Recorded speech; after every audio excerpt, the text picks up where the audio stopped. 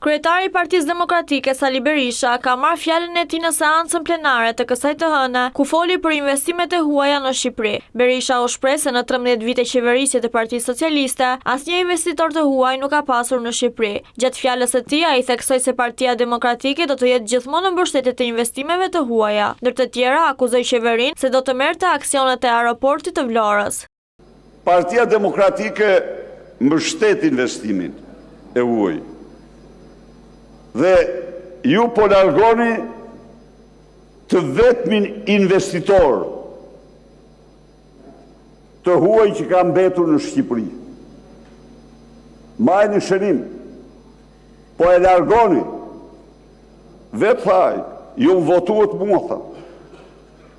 E tha, ju më votuat, më jam njeriu që më keni votuar. E hoqi masken. E hoqi masken.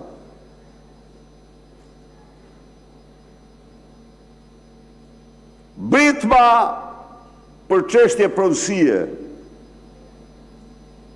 Partia Demokratike qëndron për respektin e plot